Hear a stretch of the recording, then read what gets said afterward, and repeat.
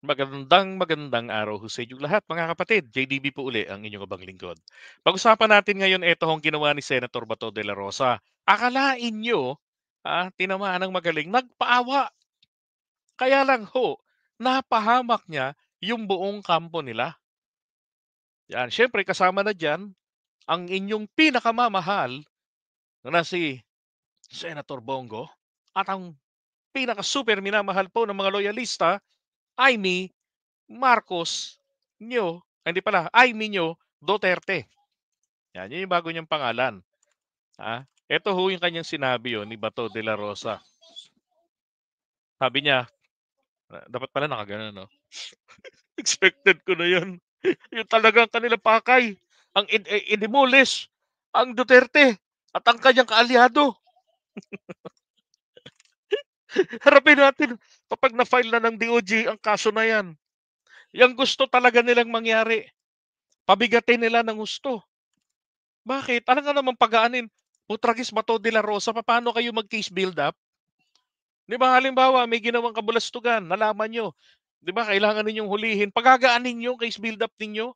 Nahuli ninyo, pagagaanin nyo. Para pagpresenta nyo sa korte, dismiss ang kaso, ganon. Natural, pabibigatin talaga. Di ba? Hindi, ibig niya sabihin, pabibigatin yung sitwasyon. Yun pong ibig niya sabihin. Bakit? Di ba? Mabigat talaga ang sitwasyon.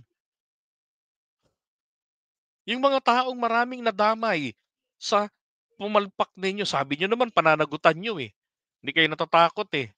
Oh, 'di ba natural buhay ng tao 'yun?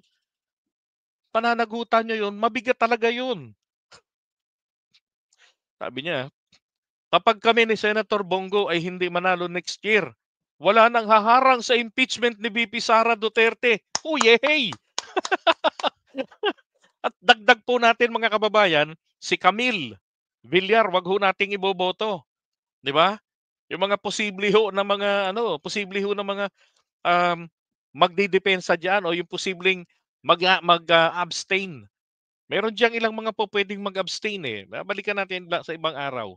Sino-sino ho yung mga senador na kandidato ngayon na posibleng manalo pasok sa top 12 na posible ho mag-abstain. Eh mag-abstain ng mag-abstain lang yung mga walang hiyang yan, absuelto na si Sara. Kasi kinakailangang boto makuha ay 16. Di ba? So ito ho maliwanag. Ang purpose po talaga ng existence nila diyan sa Senado along along with ha, along with the lineup nila ay para po talaga namang maidepensa si Sara Duterte. 'Di ba? Yan lang naman yung maliwanag diyan eh na purpose kung bakit sila nandiyan. Para maipagtanggol lang naman nila etong si Sara. Ito yung lineup nila. Wait a second.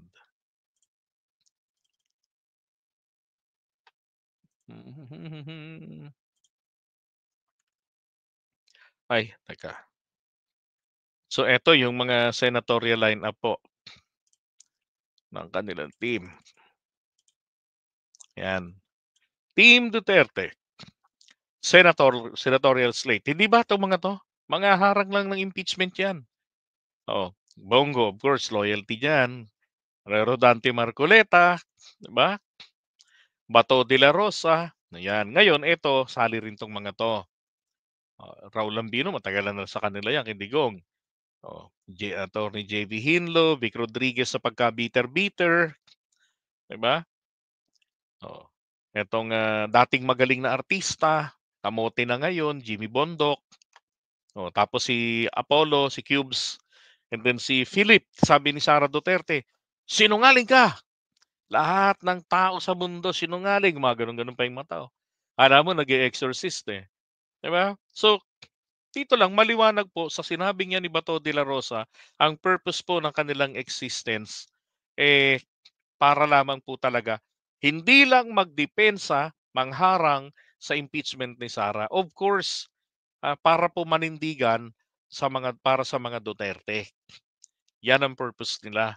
Kung ang Marcos family ay nagkaroon po ng mga Marcos loyalist, mga Marcos advocates, 'di ba? Na naghangad noon na magkaroon ng mga leader, mga politikong uupo sa puwesto saka magkaroon ng kapangyarihan para mapangalagaan, maprotektahan ang mga Marcos. Ang mga Duterte, eto ho, bumubuo naman ng mga politiko at yan po ang kanilang lineup. So, wag niyo hong iboboto ang 10 yan. Parang awa niyo na, ah, kung mahal eto lalo na kay Imee, kung mahal niyo ang pamilya Marcos, lalong hindi niyo po dapat iboto si Imee niyo. Bakit? Eh, mahalin niyo muna pamilya niyo, okey, bago pamilya Marcos. Mahalin niyo muna ang pamilya niyo, kinabukasan ninyo, 'di ba? 'Pag nagka-letse-letse ang administrasyon ng PBBM, damay po pamilya ninyo. At sino po yung magiging bahagi ng pagpabagsak dito? Ayan, yung idol niyo, 'di ba? Yung pinakamalaking enabler ng mga Duterte. Oh, pinakamalaking kasalanan ni Imee ang pagbitbit kay Digong, sa pampanguluhan. Since 2015 pa nila pinopondohan. Planado ang lahat. Kunwari aayaw-ayaw, 'di ba, peklat. Oo. Tapos si Bongo na kunwari, ayaw ko pumatol sa mga issues, 'di ba? Pero obvious naman na iwas pusoy lang para manalo uli at pagka nanalo na, dun na po tayo matatabla. So lahat po ng mga alipores diyan ni Duterte, 'wag na ho natin 'yan na iboboto. Maging si Marcoleta, kung magaling ho si Marcoleta, opo, magaling po si Marcoleta. Ang tanong, mauubos ba ang mga magagaling sa Pilipinas? 'Di ba? Ilagay niyo si Ping Lacson, kung Marcoleta lang, Ping Lacson na ako. Oh, 'di ba? Ping Lacson kasi pagka nagsalita ng bara may laman. Eh, si Marcoleta, tataasan ka lang ng boses tapos maghahanap ng hopya. Alright, so good job po dito sa ginawa ni Senator Bato de la Rosa na pagpapaawa effect niya. Ang feeling niya kasi, ito ko kasi paniniwala nila, ang 32.2 million voters ni Sara noong 2022 ay puro DDS at 31.6 million doon ay binoto po nila si PBBM ay mga DDS po ang mga bumitbit. Konti lang daw po, 10 lang ang mga loyalista. Konti lang daw po kakarampot. So yun po yung laman ng mindset nila. Kaya sinasabi niya yan na sa ngalan ni Sara, kailangan manalo kami ni Bongo at saka yung lineup nga ng Team China.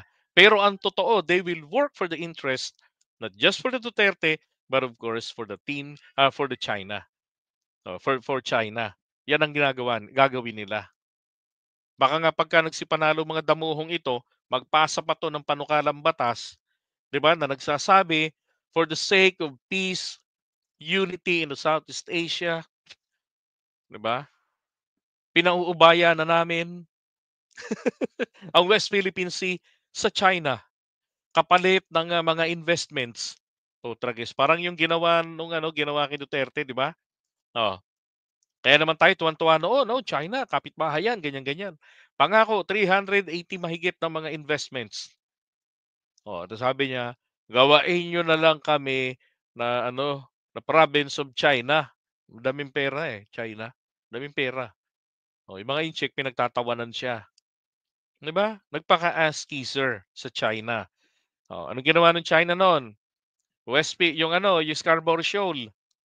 Para masiguro talaga na masiguro ng China na kanila na yung Scarborough Shoal, kailangan ng recognition ng Pilipinas na tayo ay give up na. Hindi man tayo direktang nagsabing, "We give up or we have given up to China ang Scarborough Shoal." Pero by means of actions, 'di ba? Sumang-ayon siya dun sa tinatawag na temporary extraordinary arrangement, 'di ba? Mabandang 3rd quarter or 4th quarter ng 2016 na ang kapalit ay pinayagan ng China na makapangisda uli ang mga Pilipinong fishermen sa pagedli-gedli, gilid-gilid ng Scarborough Shoal. Hindi naman yun ang hinihingi ng mga Pilipinong mangingisda, makapangisda sa loob. May mga nakakapangisda sa loob noon kasi nung time ni Duterte, pinasakay sila. Pinayagan silang makapasok doon makapangisda. Oh. 'Di ba? Para lang talaga masiguro lang nila na ang mga Pilipino hindi magwawala.